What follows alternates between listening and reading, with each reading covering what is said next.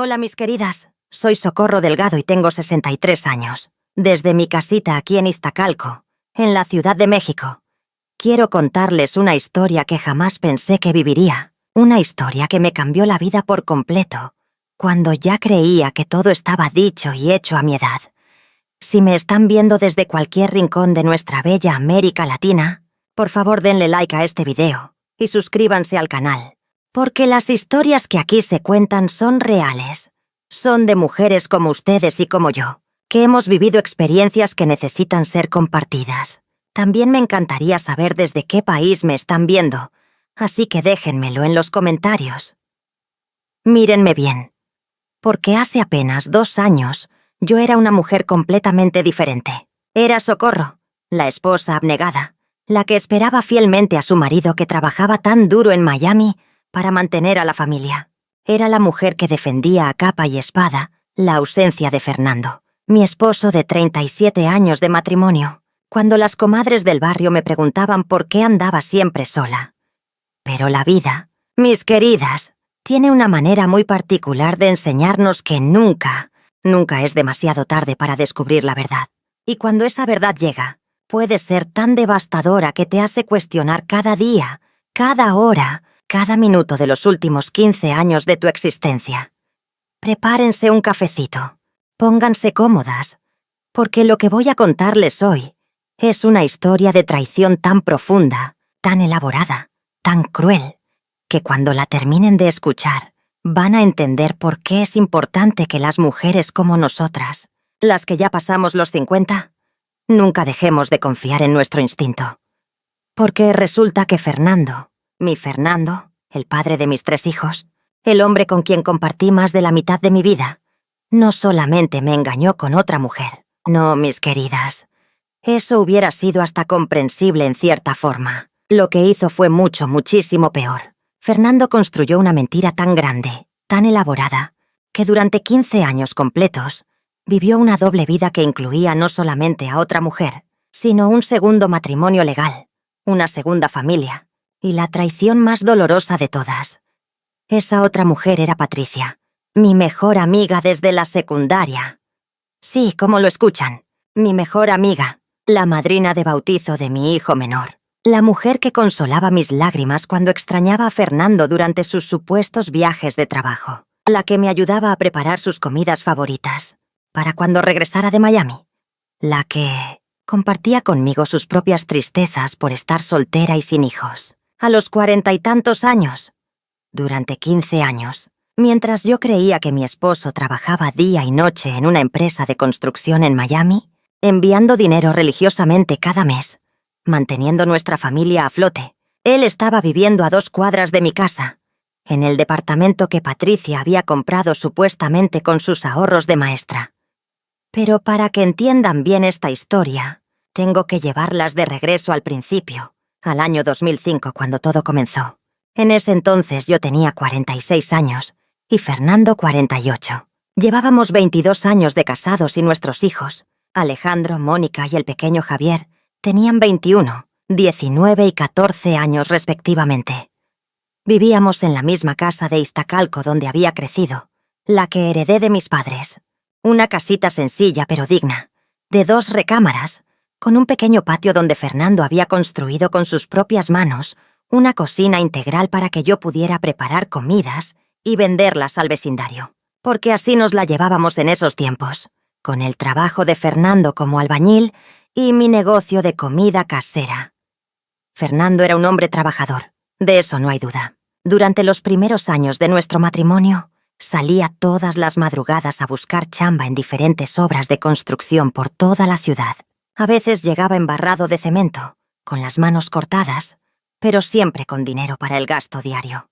No éramos ricos, pero tampoco nos faltaba lo básico. Patricia Herrera había sido mi amiga desde que teníamos 14 años. Nos conocimos en la secundaria técnica número 45, y desde entonces fuimos inseparables. Ella era hija única, un poco más estudiosa que yo, siempre soñando con ser maestra. Cuando yo me casé con Fernando, ella fue mi dama de honor. Cuando nacieron mis hijos, ella era como la tía consentidora que nunca había tenido hermanos. Patricia se había recibido de maestra de primaria en la Normal y trabajaba en una escuela pública aquí mismo en Iztacalco. Ganaba mejor que Fernando y que yo, pero siempre se quejaba de que no encontraba al hombre indicado. «¡Socorro!», me decía. «Tú tienes mucha suerte de haber encontrado a Fernando tan joven. Mírame, ya voy a cumplir 40 y todavía solterona». Esas palabras ahora me duelen en el alma, porque entiendo que mientras me decía esas mentiras, ya tenía los ojos puestos en mi marido. Fernando era un hombre guapo, eso no lo voy a negar. Moreno, alto, con esas manos fuertes de trabajador y una sonrisa que sabía usar muy bien. Siempre fue coqueto, pero yo pensaba que eso era normal en los hombres. Patricia lo conocía desde que éramos novios. Había estado en nuestra boda. Había cargado a nuestros hijos cuando eran bebés. El año 2005 fue cuando todo cambió. En marzo de ese año, Fernando llegó una noche muy emocionado. «¡Socorro!», me dijo. «Tengo una oportunidad increíble. Un primo de Monterrey me contactó porque hay mucha chamba en Miami. Construcción, remodelaciones, pagan en dólares. Podría irme por unos meses y juntar dinero suficiente para remodelar la casa y hasta comprar un carrito». La idea me asustó. No lo voy a mentir. Nunca habíamos estado separados por más de unos días, pero cuando me explicó que podría ganar en 3 meses lo que aquí ganaba en un año completo, y que otros conocidos ya se habían ido, y les estaba yendo muy bien, comencé a considerar la posibilidad. «¿Y tus papeles, Fernando? ¿Cómo vas a trabajar allá sin documentos?», le pregunté. «Mi primo tiene contactos», me respondió. «Hay maneras de arreglar eso. Muchos mexicanos están trabajando allá. Es cuestión de ser cuidadoso y trabajar duro». Durante todo el mes de abril estuvimos planeando su viaje. Fernando vendió sus herramientas para conseguir dinero para el pasaje y los gastos iniciales. Decía que su primo le iba a prestar todo lo necesario hasta que cobrara sus primeros cheques. Patricia fue mi gran apoyo durante esos días de incertidumbre. Venía todas las tardes después de su trabajo para acompañarme y ayudarme a pensar en los pros y los contras de la decisión. «Socorro, yo creo que Fernando tiene razón», me decía. «Es una oportunidad que no se va a repetir.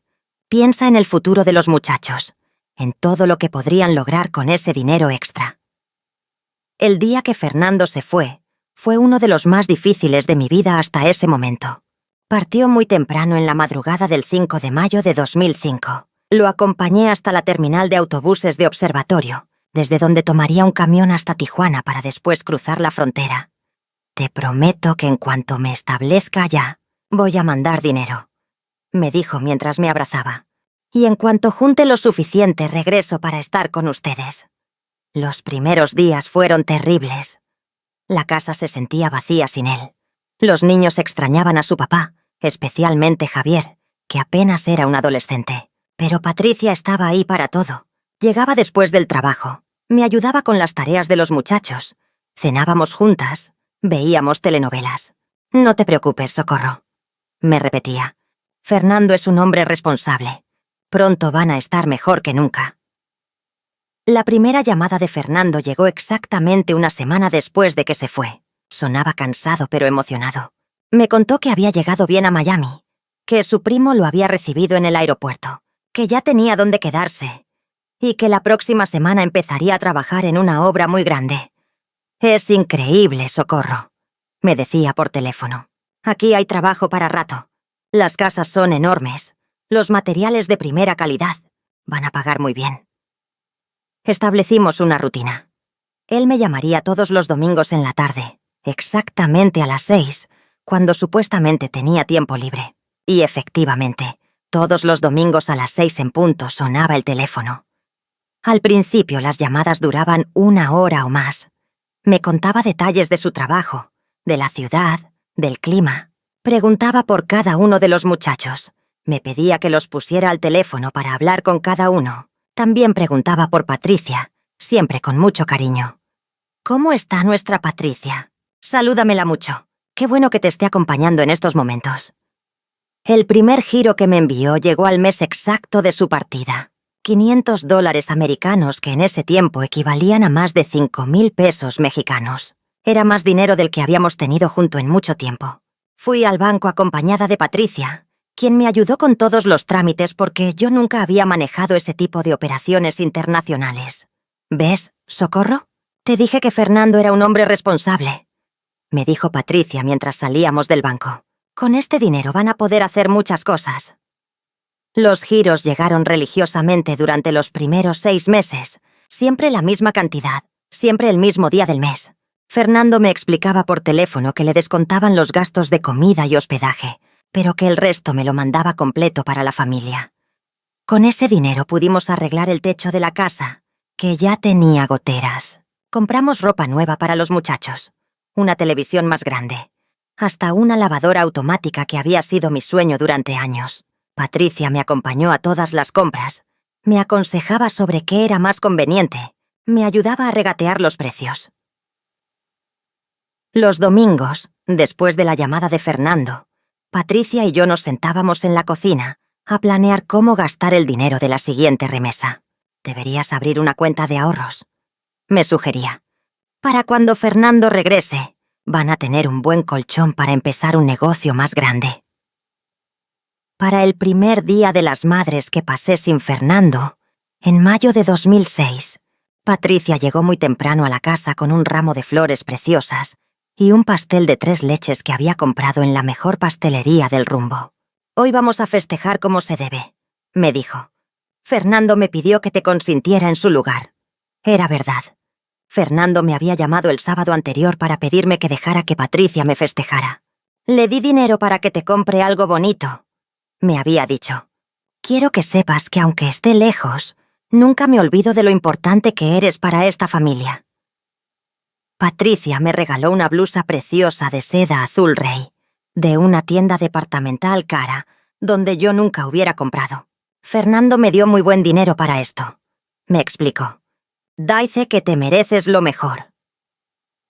Conforme pasaron los meses, noté algunos cambios en las llamadas de Fernando. Se volvieron un poco más cortas, más enfocadas en preguntar por los muchachos y en asegurarme que el dinero siguiera llegando. Cuando le preguntaba sobre cuándo iba a regresar, siempre tenía una excusa nueva. «Hay un proyecto muy grande que va a durar hasta fin de año». O «Mi primo me consiguió una obra mejor pagada, pero necesito quedarme más tiempo».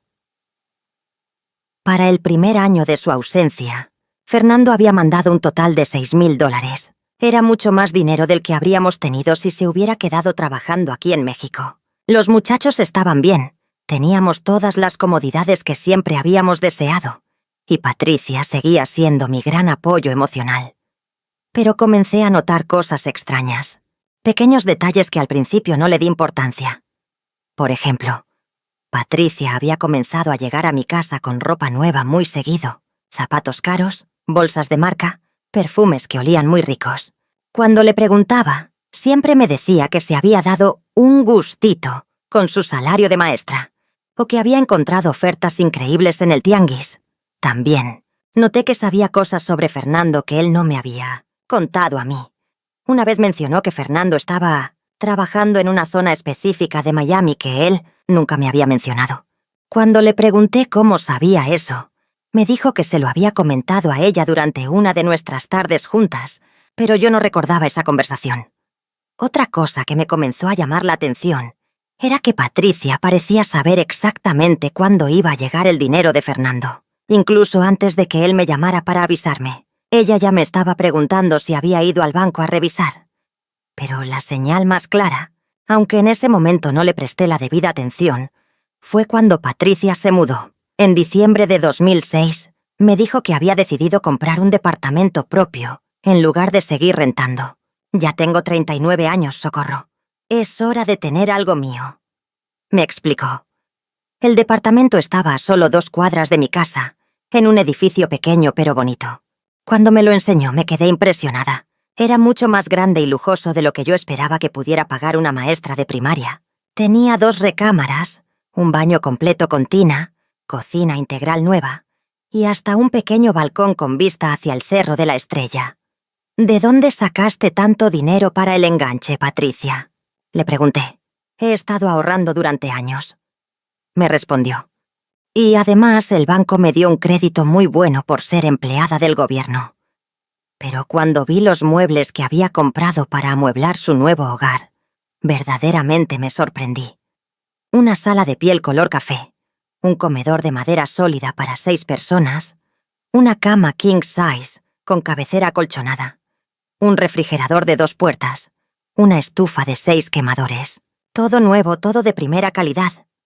Patricia, esto debe haber costado una fortuna, le dije. Ay, socorro. Todo lo compré en abonos. Ya sabes que los maestros tenemos buen crédito. Durante el año 2007, las cosas continuaron igual.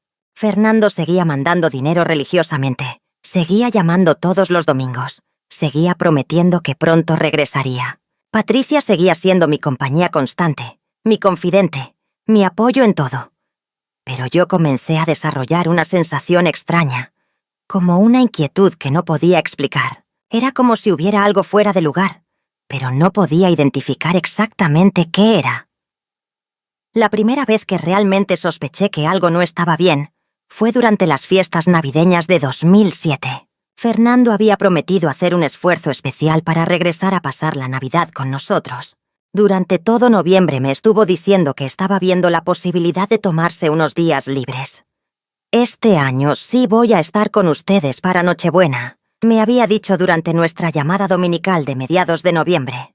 Ya hablé con mi jefe y me va a dar del 23 al 30 de diciembre. Los muchachos y yo estábamos emocionadísimos. Había sido muy duro pasar la Navidad anterior sin él.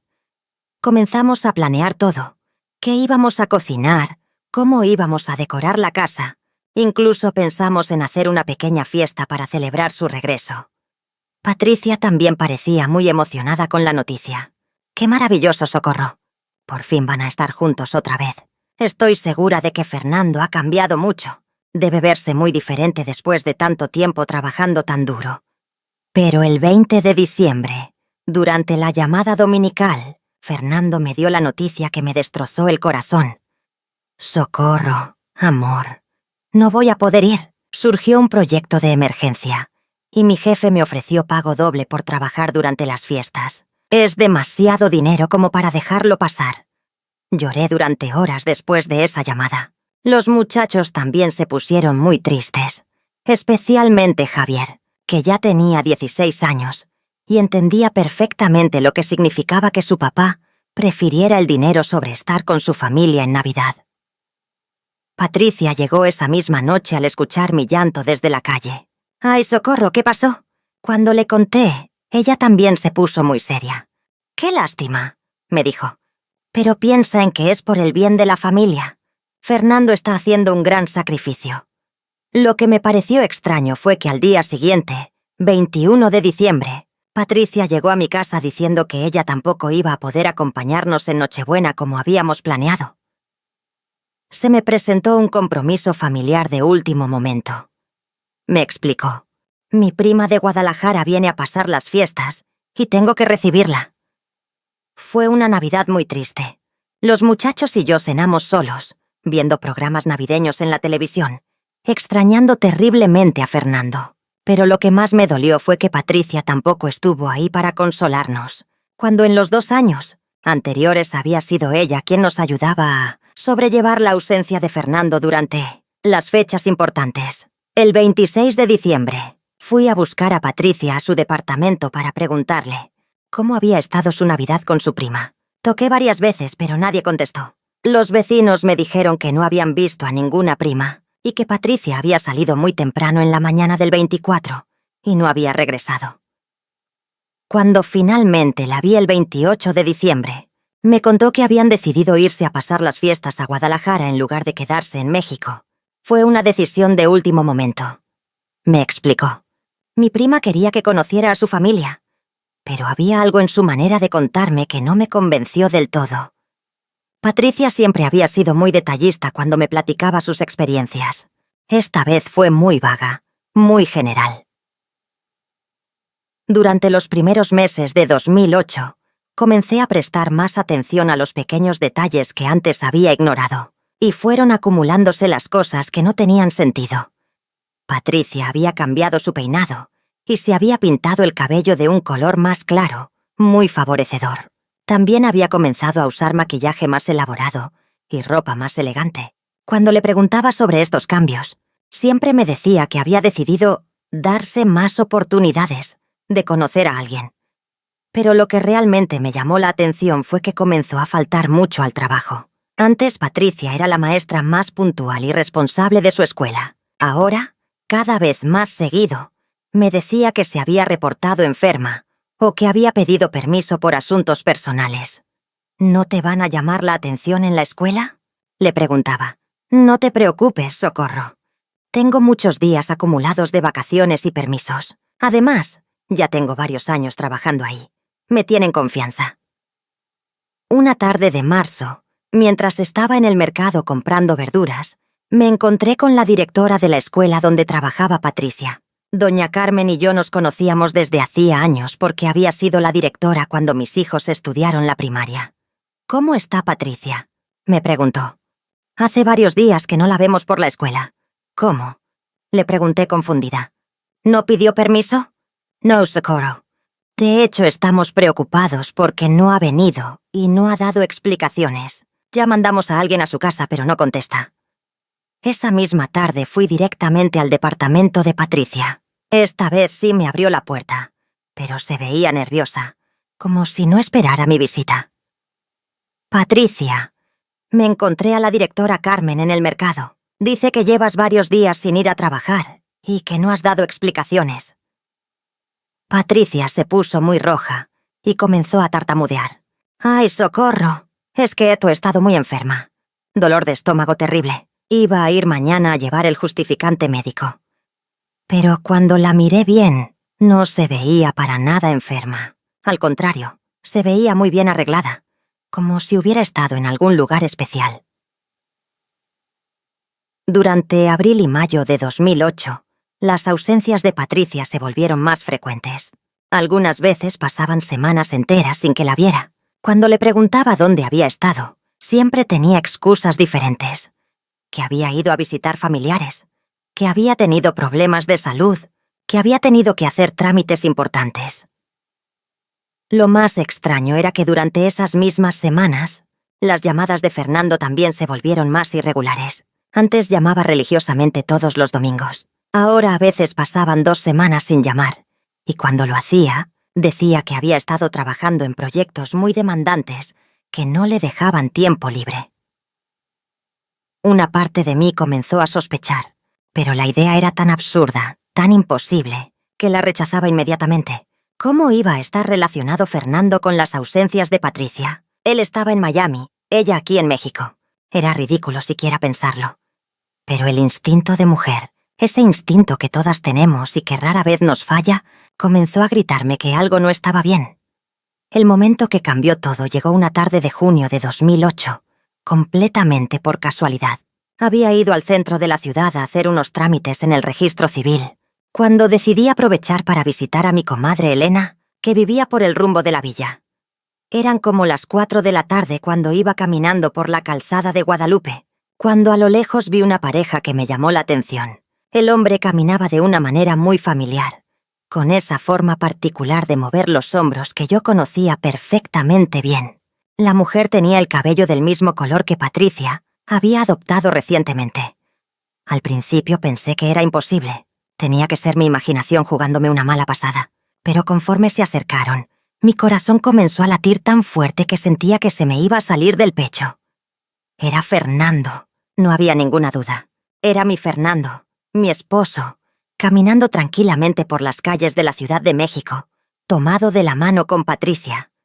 No podía creer lo que estaban viendo mis ojos. Fernando, que supuestamente estaba en Miami trabajando día y noche en construcción, estaba ahí, a menos de 10 kilómetros de nuestra casa, paseando como si nada con mi mejor amiga. Me escondí detrás de un puesto de periódicos, tratando de procesar lo que acababa de ver. Mi mente no podía entender lo que significaba esa imagen. ¿Cuándo había regresado Fernando de Miami? ¿Por qué no me había dicho nada? ¿Por qué estaba con Patricia? ¿Desde cuándo estaban juntos? Los seguí a distancia, manteniéndome siempre detrás de otros peatones o puestos ambulantes. Los vi entrar a un restaurante de comida china, sentarse en una mesa junto a la ventana, comportarse como una pareja completamente normal. Se reían, se tomaban de las manos sobre la mesa. Él le acariciaba el rostro con una ternura que ya no recordaba que hubiera tenido conmigo en muchos años. Me quedé parada fuera del restaurante durante más de una hora, viendo cómo cenaban tranquilamente, cómo él pagaba la cuenta, cómo salieron juntos y se subieron a un taxi. Llegué a mi casa esa noche destrozada emocionalmente, pero también terriblemente confundida. ¿Qué significaba lo que había visto? ¿Era posible que Fernando hubiera regresado de Miami sin decirme y estuviera teniendo una aventura con Patricia? ¿O había algo mucho más grande que yo no entendía? Esa noche no pude dormir ni un solo minuto. Le daba vueltas y vueltas a todo lo que había pasado en los últimos 3 años. Las ausencias de Patricia que coincidían con las llamadas irregulares de Fernando. El dinero que seguía llegando religiosamente cada mes. La manera como Patricia sabía cosas sobre Fernando que él no me había contado directamente. Al día siguiente, domingo, esperé con una ansiedad terrible la llamada de Fernando. Cuando finalmente sonó el teléfono a las 6 de la tarde, contesté tratando de que mi voz sonara normal. «Hola, amor, ¿cómo están?» Y él me dijo con la misma voz de siempre. «Bien, Fernando. ¿Cómo estás tú? ¿Cómo está el trabajo?» «Muy bien, muy cansado. Esta semana trabajé 12 horas diarias en una remodelación muy complicada. Miami está increíble, cada vez hay más trabajo. Era imposible». El hombre que había visto el día anterior cenando tranquilamente con Patricia en un restaurante chino no podía ser el mismo que me. Estaba hablando desde Miami diciendo que había trabajado 12 horas diarias. Durante las siguientes 2 semanas, me dediqué a investigar discretamente. Pasaba por el departamento de Patricia a diferentes horas. Observaba si había movimiento, si había luces prendidas, si veía a alguien entrar o salir.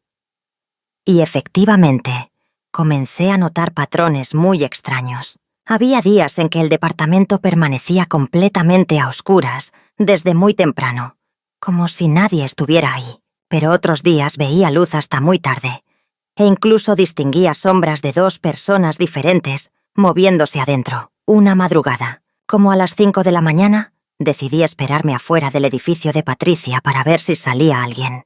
Y no me equivoqué. A las 5:30 de la mañana, vi salir a un hombre con una gorra que trataba de caminar agachado para no ser visto. Aunque iba medio escondido, pude reconocer perfectamente que era Fernando. Esa fue la confirmación que necesitaba. Fernando no estaba en Miami. Fernando estaba viviendo aquí, en la Ciudad de México, en el departamento de Patricia, manteniendo una doble vida que ya llevaba más de 3 años. Pero todavía faltaba descubrir algo mucho más impactante. Algo que iba a demostrarme que la traición era aún más profunda de lo que yo había imaginado. La revelación completa llegó de la manera más inesperada, a través de mi hijo Alejandro. Una tarde de julio, él llegó a la casa muy alterado, con una expresión que no le había visto nunca. «Mamá, necesito platicar contigo sobre algo muy serio», me dijo. «¿Qué pasa, mijo? Te veo muy preocupado». «Mamá, ¿mi papá sigue en Miami?» La pregunta me tomó completamente desprevenida. Alejandro tenía 24 años en ese momento. Ya trabajaba como mecánico en un taller del rumbo.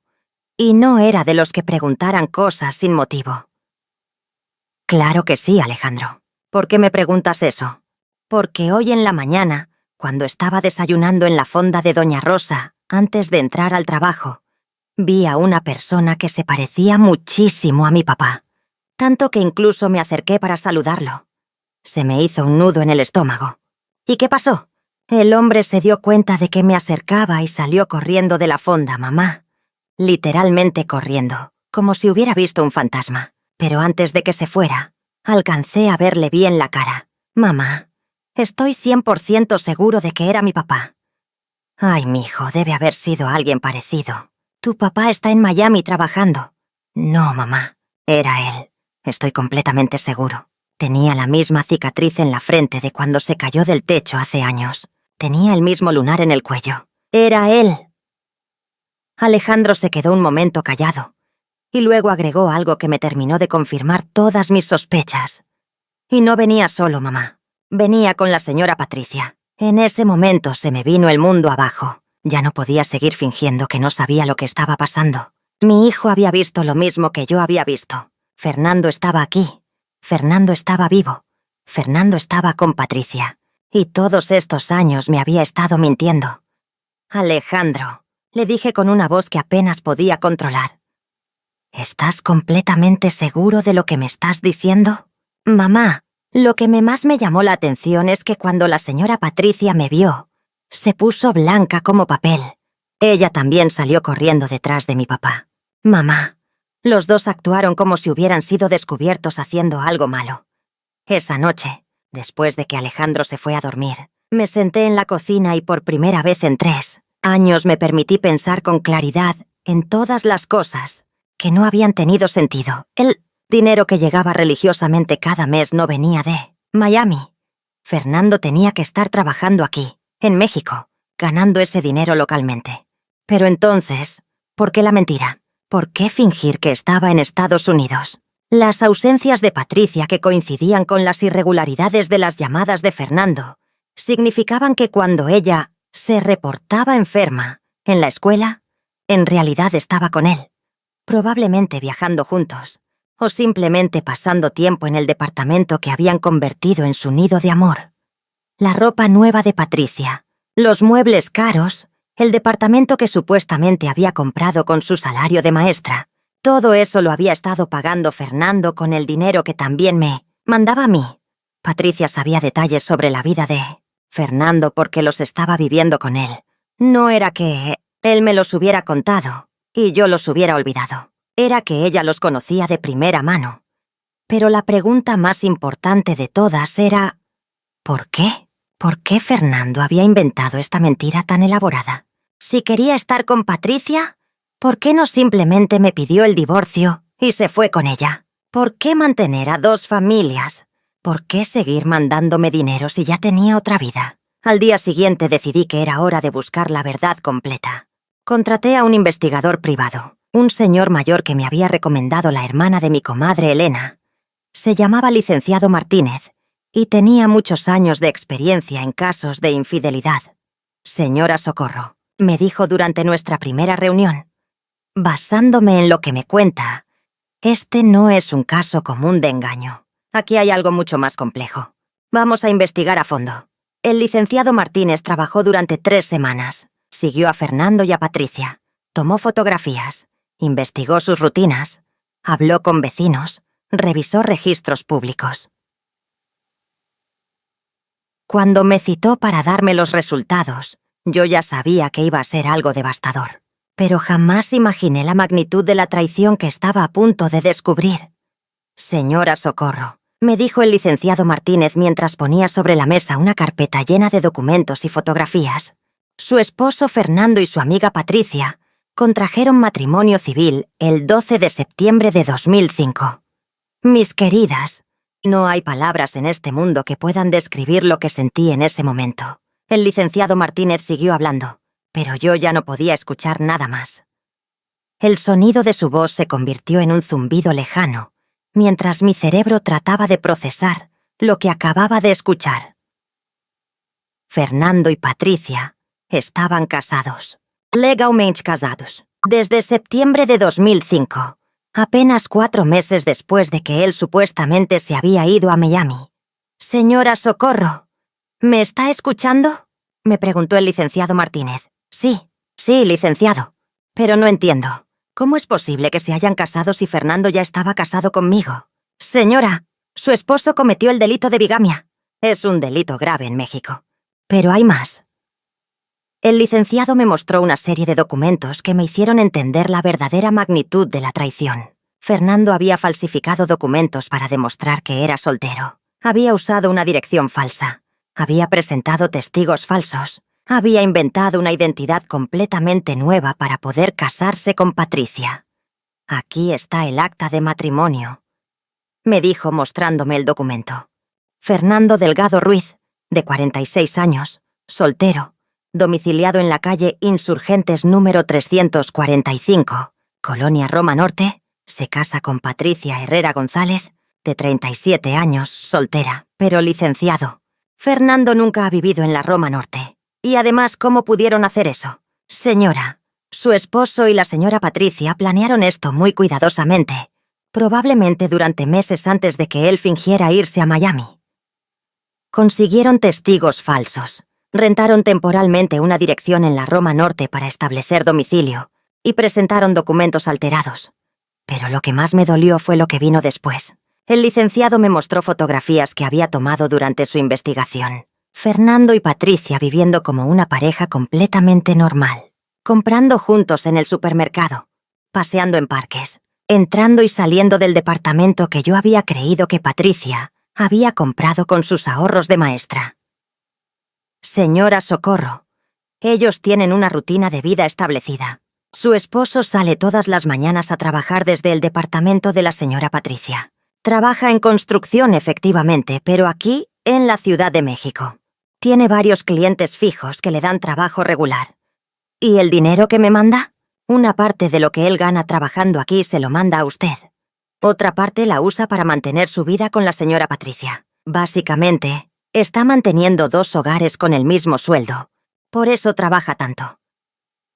El licenciado también había descubierto que Patricia había pedido una licencia por problemas familiares en su trabajo como maestra, con sueldo reducido, precisamente para poder pasar más tiempo con Fernando sin levantar sospechas. Los documentos del registro de la escuela muestran que la señora Patricia ha estado reportando una situación familiar complicada que requiere su presencia constante en casa. Por eso sus ausencias intermitentes. Cuando salí de esa reunión, caminé durante horas por las calles sin rumbo fijo. No podía regresar a mi casa todavía. Necesitaba tiempo para procesar todo lo que acababa de descubrir. Fernando no solamente me había engañado con mi mejor amiga, no solamente había fingido durante 3 años que estaba en otro país. Fernando se había casado con Patricia, convirtiéndose en bígamo, convirtiendo nuestro matrimonio en una farsa legal y convirtiéndome a mí en cómplice involuntaria de su delito. Durante 3 años, yo había estado recibiendo dinero de un hombre que estaba cometiendo bigamia. Había estado defendiendo su ausencia, justificando su comportamiento, agradeciendo su sacrificio por la familia. Y mientras tanto, él estaba construyendo una vida paralela a 2 cuadras de mi casa, con la mujer en quien más confiaba en este mundo. Pero lo que más me dolía era la traición de Patricia. Fernando al menos era mi esposo. Podía entender que hubiera perdido el amor por mí después de tantos años de matrimonio. Pero Patricia era mi amiga desde la adolescencia. Patricia había estado en mi boda, había cargado a mis hijos, había llorado conmigo durante los momentos difíciles, había festejado conmigo durante los momentos felices. Patricia había planeado esta traición conmigo desde el principio. Ella sabía que Fernando se iba a quedar en México cuando fingió irse a Miami. Ella había sido parte del plan desde el primer día, y durante 3 años había venido a mi casa a consolarme por la ausencia de un hombre que estaba esperándola en su cama cada noche. Esa noche, cuando llegué a casa, me senté en la cocina con una taza de té, y por primera vez en 3 años me permití sentir la rabia completa. No solamente tristeza, no solamente dolor, sino rabia pura. Estos 2 me habían robado 3 años de mi vida. Me habían robado la oportunidad de rehacer mi vida con honestidad. Me habían robado la dignidad de tomar mis propias decisiones, basándome en la verdad. Pero conforme pasaban las horas, la rabia se fue transformando en algo diferente. Se fue convirtiendo en determinación. Yo tenía 60 años en ese momento. Sí, 60 años. Podía quedarme llorando por el resto de mi vida, sintiendo lástima de mí misma, viendo cómo estos 2 siguieran burlándose de mí. O podía hacer algo al respecto. Durante los siguientes días, comencé a planear muy cuidadosamente qué iba a hacer.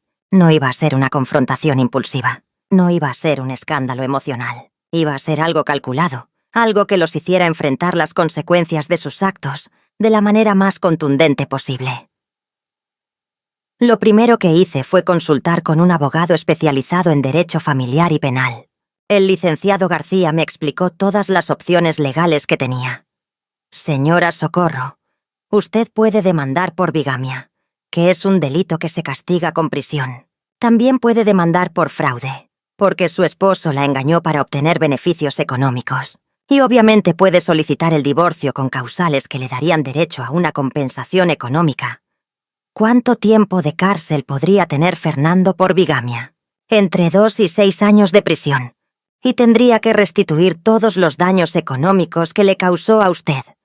Pero yo no quería solamente justicia legal, quería algo más. Quería que ellos sintieran exactamente la misma humillación que yo había sentido durante 3 años. Durante 2 semanas, seguí actuando como si no supiera nada. Cuando Fernando llamó el domingo siguiente, hablé con él completamente normal. Le pregunté por su trabajo, le agradecí el dinero que había llegado. Le mandé saludos de los muchachos. ¿Cómo está Patricia? Me preguntó como siempre. Bien, Fernando. Ha estado un poco ocupada con el trabajo, pero bien. Salúdamela mucho. Dile que pronto voy a mandarle un regalito desde acá.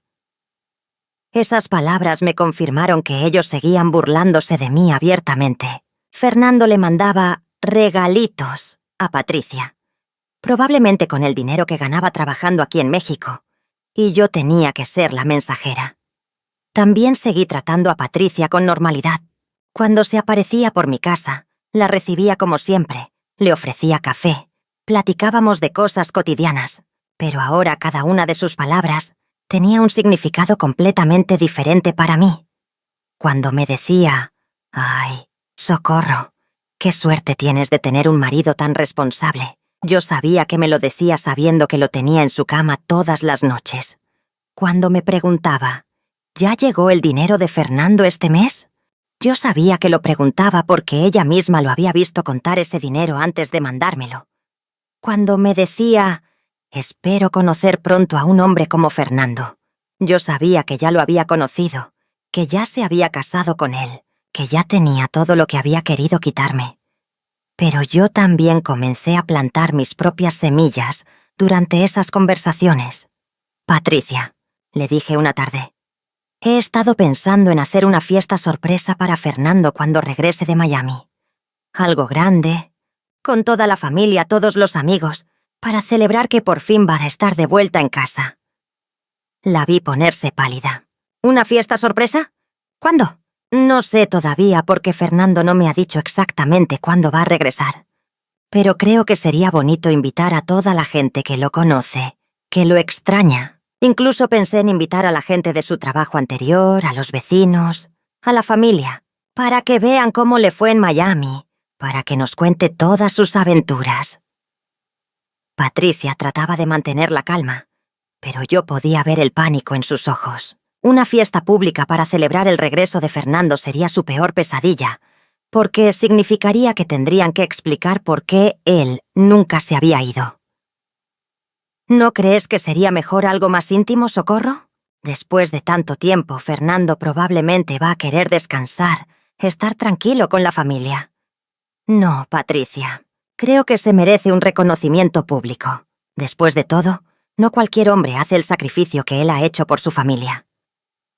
Durante esas 2 semanas, también reuní todas las evidencias que el licenciado Martínez me había dado. Las fotografías de Fernando y Patricia juntos, copia del acta de matrimonio falsa, los domicilios que habían usado para el fraude, las fechas exactas de sus actividades. También comencé a contactar discretamente a familiares y amigos para contarles lo que había descubierto. No para pedirles consejo, sino para asegurarme de que cuando llegara el momento de la confrontación pública, hubiera testigos que ya conocieran la verdad. Hablé con mis hermanas, con mis comadres más cercanas, con los papás de algunos amigos de mis hijos. A todos les pedí que por favor guardaran el secreto hasta que yo estuviera lista para actuar, pero que estuvieran preparados para lo que iba a pasar. La reacción de toda la gente fue la misma. Incredulidad absoluta, seguida de indignación total. ¿Patricia? ¿Nuestra Patricia? Se me dijo mi hermana mayor, Esperanza. Socorro, no puedo creerlo. Esa mujer era como de la familia. ¿Y Fernando lleva 3 años viviendo a 2 cuadras de tu casa? Me preguntó mi comadre Elena. Socorro, esto es el colmo de la desvergüenza. Pero la persona cuya reacción más me importaba era la de mis hijos. Decidí contarles la verdad a los 3 el mismo día, para que no hubiera versiones diferentes de la historia. Alejandro, que ya había sospechado algo después de ver a Fernando en la fonda, fue el que mejor lo tomó. Mamá, yo sabía que algo raro estaba pasando. Mi papá no es tan buen actor como cree. Mónica, que en ese momento tenía 29 años y estaba casada, se puso furiosa. «Mamá, ¿cómo se atrevieron a hacerte esto?» Y la señora Patricia, que yo la quería como tía. ¡Qué horror! Javier, que ya tenía 17 años, fue el que más le costó trabajo procesar la información. ¿Entonces mi papá nunca se fue a Miami? ¿Todo este tiempo estuvo aquí y no venía a vernos? Así es, mijo. Tu papá construyó una mentira para poder vivir con Patricia, sin tener que divorciarse de mí. ¿Pero por qué, mamá? Si ya no te quería, ¿por qué no simplemente se fue y ya? Esa era la pregunta del $1.000.000. ¿Por qué Fernando había preferido construir una mentira tan elaborada en lugar de simplemente pedirme el divorcio? El licenciado García me había explicado las posibles razones. Señora Socorro, muchos hombres hacen esto porque quieren mantener los beneficios de ambas situaciones. Con usted tenía la estabilidad, la familia establecida, el respeto social. Con Patricia tenía la pasión, la novedad, la aventura. Al fingir que trabajaba en otro país, podía tener ambas cosas sin enfrentar las consecuencias sociales o legales de un divorcio. También era posible que Fernando tuviera miedo de perder la casa donde vivíamos, que legalmente era mía por herencia de mis padres, o que quisiera seguir teniendo acceso a sus hijos sin tener que pagar pensión alimenticia formal. Pero independientemente de las razones, lo que había hecho era imperdonable. Una vez que tuve toda la información, todas las evidencias y el apoyo de mi familia, comencé a planear el momento exacto de la confrontación. No iba a ser en privado. No iba a ser una conversación íntima donde ellos pudieran negar todo o inventar excusas. Iba a ser algo público, algo definitivo, algo que los obligara a enfrentar su mentira delante de toda la gente que habían estado engañando. Decidí que el momento perfecto sería durante la próxima reunión familiar que teníamos, programada para el cumpleaños de mi nieta, la hija de Mónica, que iba a cumplir 5 años a finales de agosto. Para esa fiesta siempre invitábamos a toda la familia extendida, a los amigos cercanos, a los vecinos más queridos. Patricia siempre había sido invitada como parte de la familia. Esta vez también la iba a invitar, pero por razones completamente diferentes. Le dije a Mónica que quería hacer una fiesta especial para su hija, más grande de lo normal, porque quería celebrar la vida, después de haber pasado tantos años extrañando a Fernando. «Mamá, ¿estás segura de que quieres hacer la confrontación en el cumpleaños de mi hija?» «Mónica, precisamente por eso. Porque quiero que mi nieta crezca sabiendo que su abuela no se dejó humillar por nadie. Quiero que aprenda desde pequeña que las mujeres tenemos que defendernos y hacernos respetar». Durante las 2 semanas previas a la fiesta, me dediqué a preparar todo minuciosamente. Invité a todas las personas que necesitaba que estuvieran presentes. Preparé copias de todos los documentos que iba a necesitar. Incluso contraté a un videógrafo, diciéndole a la familia que quería grabar la fiesta para mandarle el video a Fernando, a Miami. También le dije al licenciado García que estaría presente en la fiesta, pero discretamente, para que pudiera actuar como testigo legal de todo lo que iba a pasar. El día antes de la fiesta, llamé a Patricia para confirmar que iba a venir. Por supuesto, Socorro. No me perdería el cumpleaños de tu nieta por nada del mundo. Perfecto, Patricia. Va a ser una fiesta muy especial. Creo que va a ser una de esas celebraciones que ninguno de nosotros va a olvidar jamás. Si hubiera sabido lo que le esperaba, probablemente no habría venido, pero para ese momento ya era demasiado tarde para echarme para atrás. El día de la fiesta amaneció perfecto. Cielo despejado, temperatura agradable, una brisa suave que movía las flores del patio donde habíamos decidido hacer la celebración. Todo parecía estar conspirando para que fuera el día perfecto para hacer justicia. Desde muy temprano comencé a preparar todo. Mis hermanas llegaron a ayudarme con la comida. Mis comadres vinieron a decorar. Mónica trajo el pastel más bonito que habíamos tenido en años. Para cualquier persona que nos viera, éramos una familia normal preparando una fiesta de cumpleaños infantil. Pero yo sabía que esta no iba a ser una celebración común y corriente. Iba a ser el día que Socorro Delgado dejara de ser la víctima y se convirtiera en la mujer que había decidido hacerse respetar. A las 11 de la mañana comencé a recibir a los invitados. Llegaron primero los familiares más cercanos, después los amigos, después los vecinos. Para el mediodía ya teníamos la casa llena de gente. Todos contentos, todos festejando a mi nieta preciosa, que corría por el patio con su vestido nuevo. Patricia llegó exactamente a las 12:30, como siempre, puntual y bien arreglada. Traía un regalo envuelto en papel brillante para la cumpleañera y una sonrisa que ya no me engañaba para nada. ¡Socorro! ¡Qué bonito está todo! Se ve que te esmeraste mucho. Gracias, Patricia. Quería que fuera especial. Después de todo, hay muchas cosas que celebrar. Durante la primera hora, todo transcurrió completamente normal. Los niños jugaron, los adultos platicaron, comimos antojitos, cantamos las mañanitas, partimos el pastel. Patricia se comportó exactamente como siempre. Cariñosa con mi nieta, atenta conmigo saludando a toda la familia, como la amiga de la casa que había sido durante tantos años.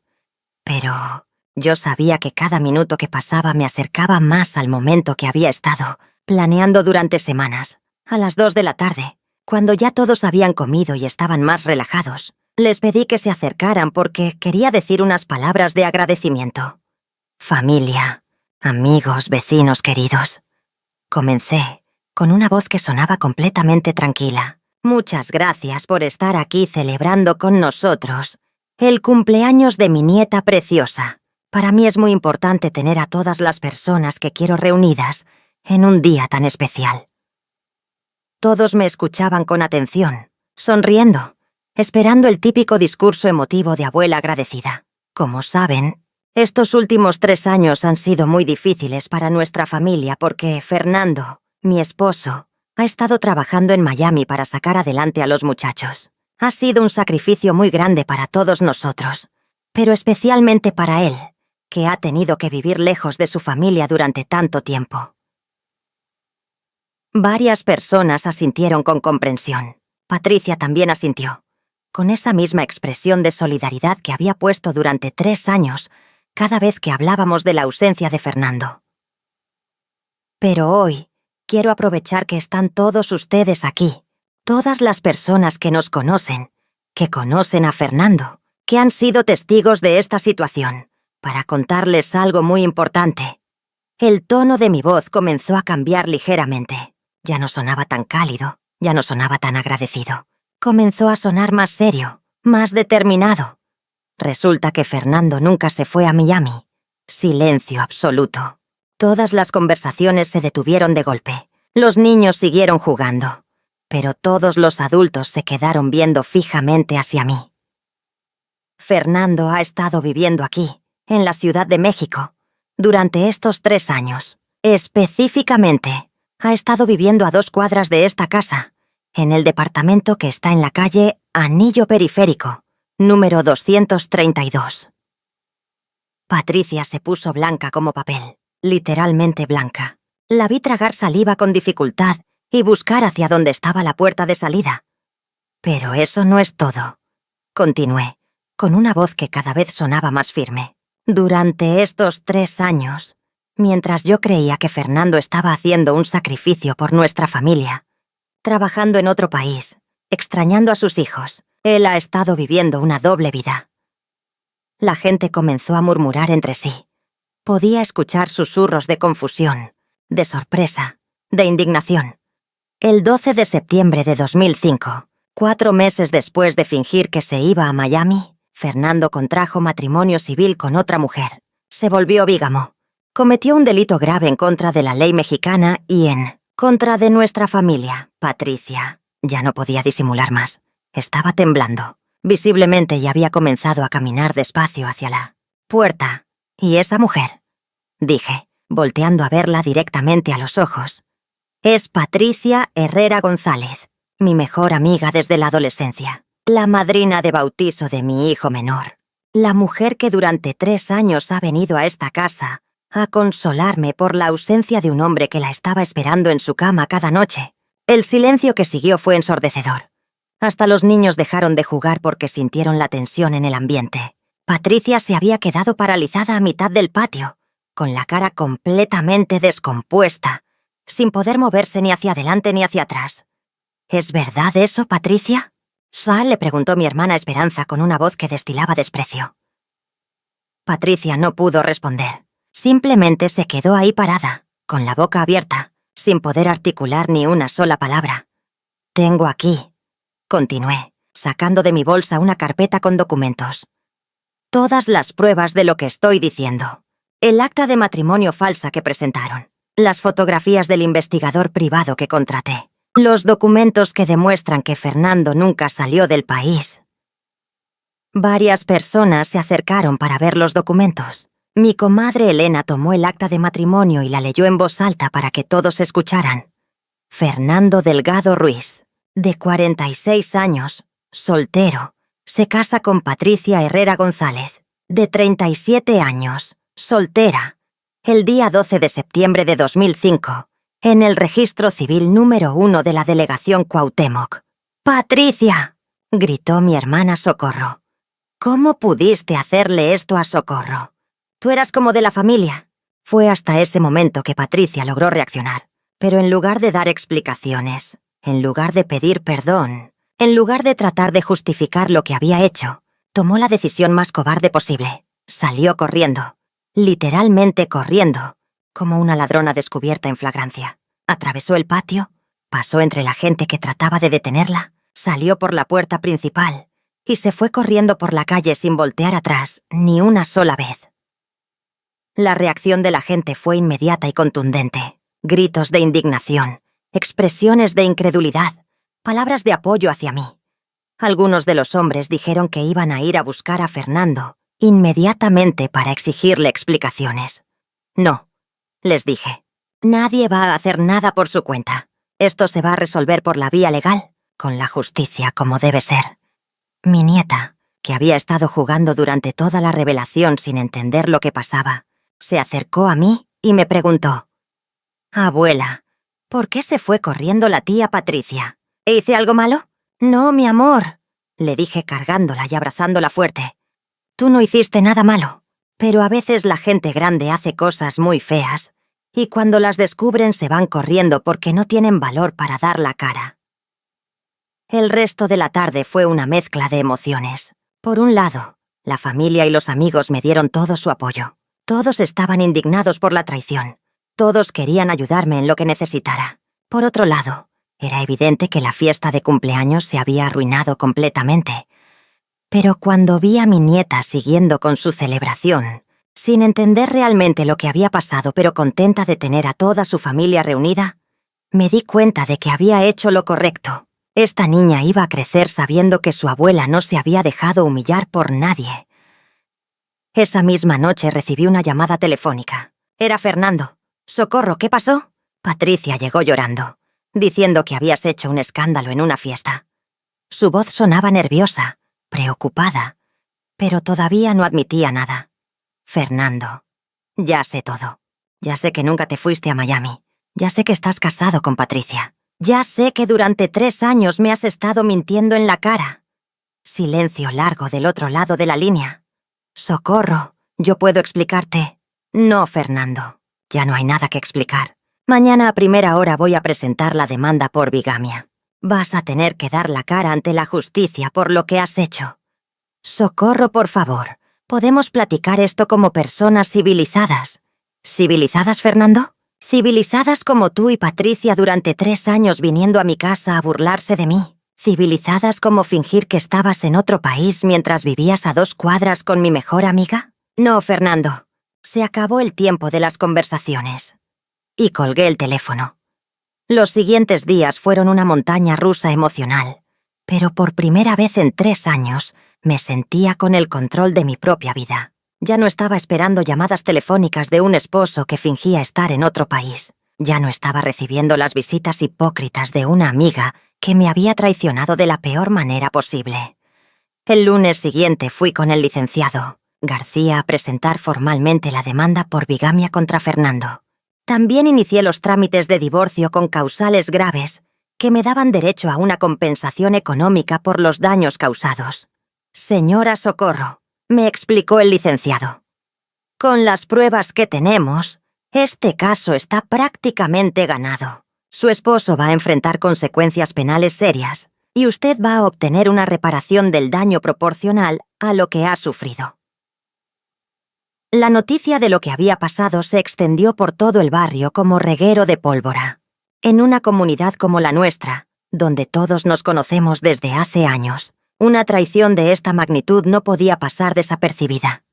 Las reacciones fueron muy variadas, pero la mayoría de la gente me apoyó completamente. Las señoras del mercado me felicitaban por haber tenido el valor de desenmascarar a Fernando y Patricia públicamente. Los señores decían que Fernando era una vergüenza para los hombres trabajadores, honrados del barrio. «Socorro, hiciste muy bien en exhibirlos», me dijo doña Carmen, la del puesto de verduras. «Esa clase de gente no merece consideración ni respeto». Pero también hubo algunas personas que pensaban que había sido demasiado duro hacer la revelación en público. «Podrías haber manejado esto de manera más privada», me dijo una vecina. «Al final, es tu familia». A esas personas les respondía siempre lo mismo. Durante 3 años, ellos manejaron su mentira de manera muy pública. Fernando me hizo aparecer como la esposa abandonada que recibía dinero por lástima. Patricia se hacía pasar por la amiga solidaria que consolaba a la pobrecita Socorro. Si pudieron actuar su farsa en público, también pueden enfrentar las consecuencias en público. Patricia desapareció del barrio completamente. El día después de la fiesta, varios vecinos la vieron metiendo maletas a un taxi muy temprano en la mañana.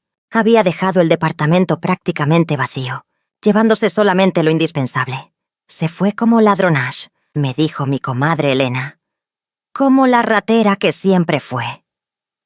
Fernando intentó contactarme varias veces durante esa primera semana. Llamadas telefónicas que yo no contestaba, mensajes que mandaba con conocidos mutuos. Hasta se apareció una vez en la puerta de la casa. Pero yo ya había tomado la decisión de no hablar con él hasta que todo se resolviera legalmente. La única vez que le permití acercarse fue cuando vino a hablar con los muchachos, porque independientemente de lo que hubiera hecho, seguía siendo el papá de mis hijos, y ellos tenían derecho a escuchar su versión de los hechos. La conversación fue tensa y dolorosa. Fernando trató de justificar sus acciones diciendo que se había enamorado de Patricia, pero que no. Había querido lastimar a la familia pidiendo el divorcio. «¿Y no pensaste que nos ibas a lastimar más con esta mentira?», le preguntó Mónica. «Papá», le dijo Alejandro, «podrías haber sido honesto desde el principio. Si ya no querías estar con mi mamá, te hubieras divorciado y ya. Pero esto que hiciste es imperdonable». Javier, que era el más joven, fue el que más le costó trabajo entender la situación. «¿Por qué no venías a vernos, papá?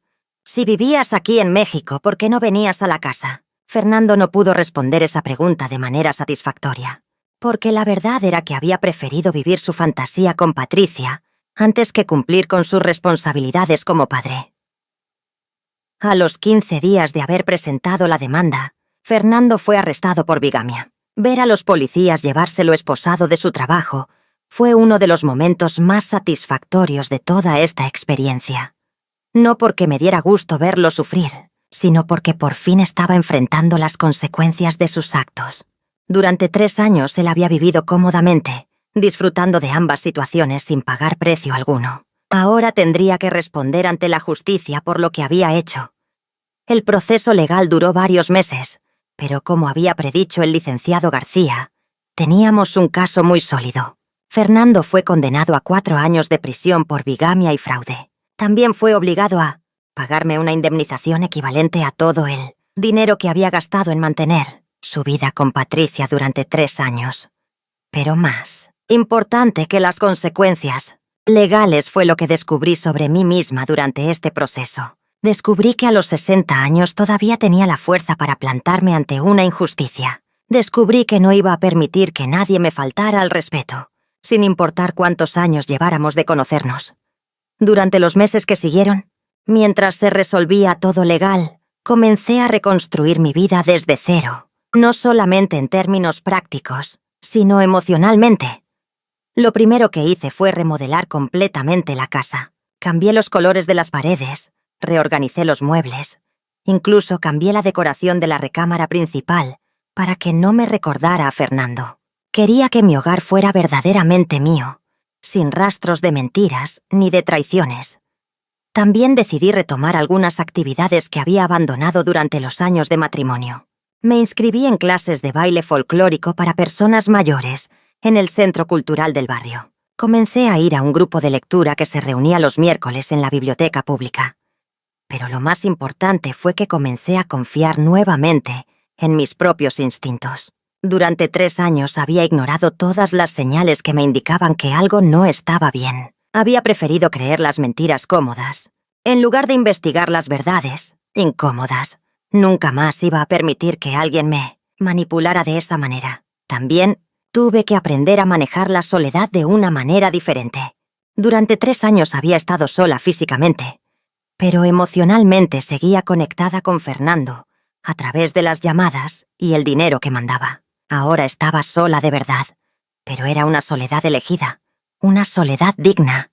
Mis hijos fueron un apoyo fundamental durante este proceso. Los 3 me demostraron que había valido la pena todo el esfuerzo que había hecho por criarlos bien. Me apoyaron incondicionalmente, me acompañaron a todas las audiencias legales, me ayudaron con todos los trámites, mamá. Me dijo Mónica una tarde mientras tomábamos café en la cocina. Estoy muy orgullosa de cómo manejaste toda esta situación. Me enseñaste que las mujeres no tenemos que quedarnos calladas cuando nos faltan al respeto. Esas palabras valían más que cualquier dinero o cualquier sentencia legal. La comunidad también reaccionó de manera muy positiva. Muchas mujeres del barrio se acercaron a contarme sus propias experiencias con esposos infieles o amistades traicioneras. Me di cuenta de que mi historia había tocado algo muy profundo en muchas personas. «Socorro, me diste valor para investigar a mi esposo», me dijo una vecina. Desde que supe lo de Fernando, decidí prestar más atención a las cosas raras que hace. Cuando Fernando salió de la cárcel después de cumplir su condena, ya yo era una mujer completamente diferente. Tenía 64 años. Pero me sentía más fuerte y más segura de mí misma que cuando tenía 40. Él intentó acercarse algunas veces para platicar, para ver si había posibilidad de arreglar las cosas, pero yo ya había cerrado completamente ese capítulo de mi vida. Fernando. Le dije la única vez que acepté hablar con él. Tú decidiste construir una mentira que duró 3 años. Yo decidí construir una verdad que va a durar el resto de mi vida. No hay manera de reconciliar esas 2 decisiones. Patricia nunca regresó al barrio. Según me enteré por conocidos mutuos, se había ido a vivir a otra ciudad, probablemente para escapar de la vergüenza social que le había traído toda esta situación. Personalmente, nunca sentí deseos de buscarla o de saber qué había sido de su vida. Para mí, Patricia había dejado de existir el día que salió corriendo de mi casa después de ser desenmascarada. Hoy, a mis 63 años, puedo decirles con total honestidad que estos últimos 2 años han sido los mejores de mi vida adulta. No porque hayan sido fáciles, no porque no haya habido momentos de tristeza o de soledad, sino porque han sido años de verdad absoluta. Ya no tengo que fingir que estoy orgullosa de un esposo que hace sacrificios por la familia. Ya no tengo que agradecer llamadas telefónicas llenas de mentiras. Ya no tengo que recibir en mi casa a una amiga que me traicionó de la manera más vil posible. Ahora vivo mi vida con transparencia total. Mis hijos saben exactamente quién soy, qué pienso, qué siento. Mis amigos verdaderos conocen mi historia completa y me respetan por la manera como la enfrenté. Mi comunidad me ve como una mujer que se hizo respetar cuando fue necesario. El dinero que recibí de la indemnización lo invertí en mi futuro. Pagué la remodelación completa de la casa, abrí una cuenta de ahorros para mi vejez y hasta me di algunos gustos que nunca me había podido dar, como un viaje a Oaxaca para conocer las artesanías que siempre me habían llamado la atención. También conocí a gente nueva, gente que me conoce como Socorro la mujer independiente, no como Socorro la esposa abandonada. En las clases de baile conocí a un señor viudo de 68 años que me invitó varias veces a tomar café. No es mi pareja ni creo que vaya a serlo, pero es agradable tener conversaciones con alguien que me respeta y me valora por quien soy ahora. Mis nietos me ven como una abuela fuerte, Una abuela que no se dejó de nadie. Mi nieta, la que cumplió años el día que desenmascaré a Fernando y Patricia, ahora tiene 7 años y me pregunta seguido por qué la tía Patricia nunca regresó. Porque la tía Patricia no era realmente nuestra familia. Le explico. Las personas que son verdaderamente familia nunca se van corriendo cuando las cosas se ponen difíciles. A veces, durante las tardes tranquilas, me siento en el patio de mi casa a reflexionar sobre todo lo que pasé, y me doy cuenta de que aunque la traición de Fernando y Patricia fue terrible, también fue la experiencia que me enseñó quién soy realmente cuando me ponen contra la pared. Descubrí que soy una mujer que no se deja humillar, que soy una mujer que busca la verdad aunque duela, que soy una mujer que sabe hacer justicia cuando es necesario, que soy una mujer que puede comenzar de nuevo a los 60 años si es necesario. Durante 37 años de matrimonio, yo había sido Socorro, la esposa de Fernando. Durante 3 años adicionales, había sido Socorro la que esperaba que Fernando regresara de Miami. Pero ahora soy simplemente Socorro, y eso me basta y me sobra. El año pasado, cuando cumplí 62 años, mis hijos me organizaron una fiesta sorpresa. Estaba toda la familia, todos los amigos verdaderos, todos los vecinos que me habían apoyado durante la crisis. Cuando llegó el momento de partir el pastel, mi nieta me preguntó si tenía un deseo para pedir. Sí, mi amor, le dije. Mi deseo es que cuando tú tengas mi edad, también seas una mujer que se haga respetar. Porque esa es la lección más importante que quiero dejarle a las nuevas generaciones de mujeres de mi familia. Que nunca, pero nunca, es demasiado tarde para plantarse ante una injusticia. Que nunca es demasiado tarde para exigir respeto. Que nunca es demasiado tarde para comenzar una vida nueva basada en la verdad. Mis queridas mujeres que me están escuchando, no importa la edad que tengan, no importa cuántos años lleven en una relación, no importa qué tan cómoda o incómoda sea su situación actual, siempre tienen el derecho de exigir honestidad. Siempre tienen el derecho de investigar cuando algo no les haga sentido. Siempre tienen el derecho de hacer justicia cuando alguien les falte al respeto.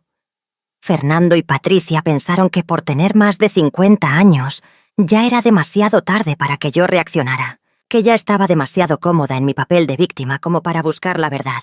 Se equivocaron completamente. La edad no nos hace más débiles para enfrentar las mentiras. La experiencia nos hace más sabias para reconocerlas y más valientes para confrontarlas. Si alguien en su vida les está mintiendo, si alguien las está traicionando, si alguien las está irrespetando, no se queden calladas esperando a que las cosas mejoren solas. Busquen la verdad por dolorosa que sea. Busquen justicia por complicada que parezca. Busquen su dignidad por tarde que crean que ya es. Porque nunca es demasiado tarde para ser la mujer que realmente merecen. Ser nunca es demasiado tarde para vivir su verdad. Nunca es demasiado tarde para hacerse respetar. Y nunca, pero nunca, es demasiado tarde para comenzar de nuevo. Desde mi casita en Iztacalco, con todo el amor y toda la fuerza que han nacido de esta experiencia, soy Socorro Delgado, y esta fue mi historia. Una historia de traición, sí, pero sobre todo una historia de dignidad recuperada. Gracias por escucharme, mis queridas. Cuídense mucho, valórense siempre, y recuerden que ustedes tienen el poder de escribir su propio final, sin importar cuántas mentiras otras personas hayan escrito en los capítulos anteriores. Espero que mi historia les sirva de inspiración para no permitir que nadie les falte al respeto.